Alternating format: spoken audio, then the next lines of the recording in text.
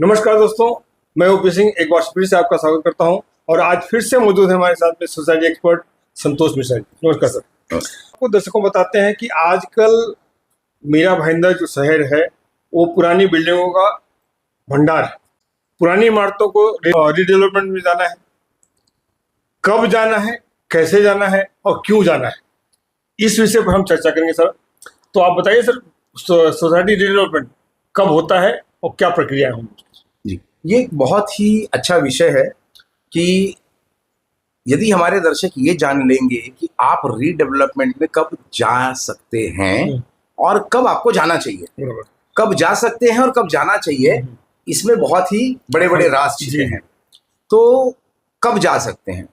तो MCS act जो Maharashtra cooperative societies act 1960 है और उसके जो रूल्स 1961 के हैं, वो उसी वक्त 60 में जब बने तो उन्होंने बता दिया कि बिल्डिंग की लाइफ अप्रोक्सीमेटली 60 साल की तो होती ही है। 60 साल? यहाँ पर लोग ऑपरेट के 30 साल में होते हैं, 25 साल में नहीं।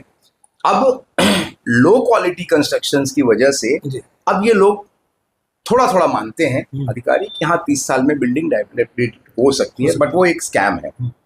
अब क्या होता है कि जो आप सिंकिंग फंड कलेक्ट करते हो मेंबरों से, जो 0.25% ऑफ कंस्ट्रक्शन कॉस्ट है, यदि वो आप प्रॉपर तरीके से कलेक्ट करते हैं, किसी दिन जब सिंकिंग फंड पे हम बात करेंगे तो इस विषय को हम और अच्छे से लेंगे। अभी एक मोटा मोटी बता देता हूं। तो उस पैसे से कलेक्शन से आप सब अपना कर सकते हैं। लेकिन अब होता क्या है, जो बिल्डिंग 30 साल या उससे पुरानी है, प्रावधान ये है कि उनको कंपलसरी स्ट्रक्चरल ऑडिट करके रिपोर्ट फाइल करें। और जो बिल्डिंग 15 साल से पुरानी है, यदि वो चाहें तो वो स्ट्रक्चरल ऑडिट करा सकते हैं, उनके लिए कंपल्सन नहीं है। लेकिन उनको 5 साल में एक बार करना है। 15 साल से पुरानी बिल्डिंग को करना चाहिए, करना है। अच्छा, करना है, ठीक है, कंपल्सरी है। और जो 30 साल या उससे पुरानी है, उनको हर 3 साल में ऑडिट करना है, स्ट्रक्चरल ऑडिट।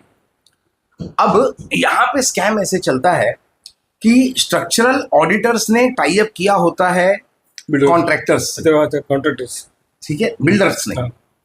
उनके पास इक्के दुक्के बिल्डर होते हैं, लेकिन कॉन्ट्रैक्टर्स ज्यादा होते हैं। और वो खुद ही, अब स्ट्रक्चरल ऑडिटर जो होता है या तो खुद इंजीनियर है या आर्किटेक्ट है। वो जब स्ट्रक्चरल ऑडिट करने जाता है तो वो स्कोप देखता है कि मेरे पास रिपेयरिंग का क्या स्कोप है, क्योंकि कोई भी स्ट्रक्चरल ऑडिट की रिपोर्ट अगर आप उठा करके देख लेंगे तो बिना कोटेशन के वो आती नहीं है। अच्छा, कोटेशन साथ में आती है। एस्टिमेटेड कोटेशन की इतना आपको खर्चा है, फिर उसमें बार्गेनिंग करके वो चाहते हैं कि सोसाइटी मुझे काम दे। और आप अगर 5 साल पुरानी भी बिल्डिंग का स्ट्रक्चरल ऑडिट कराएंगे तो आपको वही फॉर्मेट में सब कुछ मिलेगा। ओके।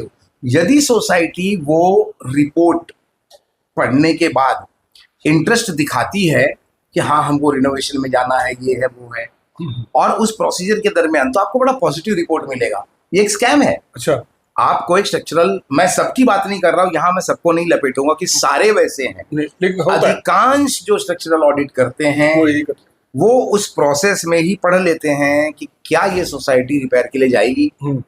अगर जाती है तो वो रिपोर्ट में कंक्लूजन समरी यही होगा कि ये रिपेयर करके ये बिल्डिंग की लाइफ बढ़ा सकते हो। फला फला चीज आपको करनी जरूरी है। हाँ।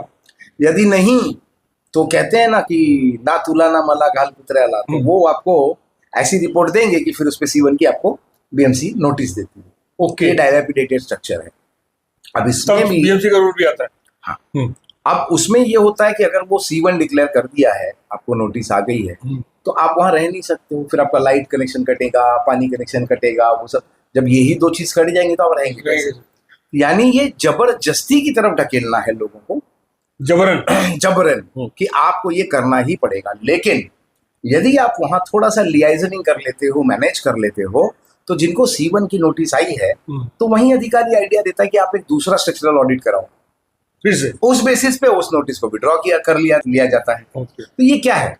एक स्कैम है कि आप पहले ये कर दो, मतलब आज जो बिल्डिंग रहने के लायक ही नहीं है उसको भी लायक बताना, उसको फिर बाद में दूसरे के रिपोर्ट के आधार पे उसको लायक बताना। प्रोफेशनल्स जो हैं, इंजीनियर्स हैं, आर्किटेक्ट्स हैं, ये अपनी जिम्मेदारी को जिस दिन समझेंगे या जिस दिन कोई एक सरफिरा उठ के उनके ऊपर बहुत बड़ी पैमाने पे अच्छा सा केस कर देगा, तब उनके समझ में आएगा कि इस तरह से हम कुछ भी अनसेंट नहीं लिख के दे सकते। आप एक प्रोफेशनल हो। तो ये प्रोफेशनल जो है क्या रजिस्टर्ड होते हैं? बिल्कुल, ये रजिस्टर्ड हैं और ये पीडब्ल्यूडी के पैनल पे होते हैं। ओके। प्लस ये महानगर पालिका जितनी है उनके पैनल पे भी होते हैं। अच्छा, तो ये जो रिपोर्ट देते हैं हम सोसाइटी में सबमिट करते हैं सोसाइटी रजिस्ट्रार के पास, और साथ साथ में नगर पालिका नगर पालिका में भी उनको देना पड़ता है। ओके, यस, इसी के लिए बीएमसी भी इंटरफेयर करती है आपको यस, वैकेट कराने के लिए, आपका नल पानी बिजली कनेक्शन रद्द करवाने। आप सोचिए कि ये इस तरह का रहस्यमयी स्कैम है जो सर्व जाहिर है, लेकिन समझ नहीं पा रहे लोग। जो बीएमसी आपको सीसी देती है, कमेंसमेंट सर्टिफिकेट, ओसी देती है कि रिहायशी ये है, रहने के लायक है, वही बीएमसी 30 साल या उससे कभी कभी पहले भी ये कहती है कि यहाँ आप रह नहीं सकते हो। फिर वही बीएमसी कहती है कि हाँ ठीक है, आप 2 साल और रह सकते हो, ये काम कर लो, हो जाएगा। तो आप सबसे पहले तो ये प्रावधान लाइए कि जो बिल्डिंग 30 साल की उम्र में ही मृत्यु घोषित करने लायक हो गई है, सबसे पहले तो उसके डेवलपर पे आप केस फाइल करो। अच्छा, क्यों नहीं होना चाहिए? आज आप करोड़ों रुपए तो भाव चला गया मीना भाईंदर में, अपने जीवन मुंबई की बात छोड़ दीजिए, से कमाई चली गई। बिल्कुल। और कितने ऐसे लोग हैं जो पूरे अपने 2 पुश्त में भी 1 करोड़ रुपया जमा नहीं कर सकते। बिल्कुल नहीं कर सकते। लेकिन आज आप छोटा सा कुछ लेने जाओ तो 1 करोड़ से नीचे बात ही नहीं होती है। नहीं, यदि 30 साल को आप कैलकुलेट करोगे तो हर साल का आपका कितना हो गया? उससे कम में तो आप भाड़े पे रह लोगे। बराबर। लेकिन ये एक स्कैम है कि आप जो मेन जड़ है वहां पे स्ट्राइक किए बिना बिल्डिंग को डायलेपिडेटेड डिक्लेयर कर देते हो। फिर उसके बाद में जब वो टूटती है तो उसमें से भंगार निकलता है, वो एक स्कैम होता है। फिर उसकी परमिशन के लिए जो out of the pocket expenses होते हैं वो एक अलग स्कैम होता है। वहां पे जो सहकारी व्यवस्था है वो 79 के नोटिस के लिए अलग एक स्कैम है। फिर उसके बाद में जो डेवलपर है वो एक अलग चीज है। तो सर, ये स्कैम की बात जो आपने कही, इसको हम जारी रखेंगे अगले एपिसोड के लिए।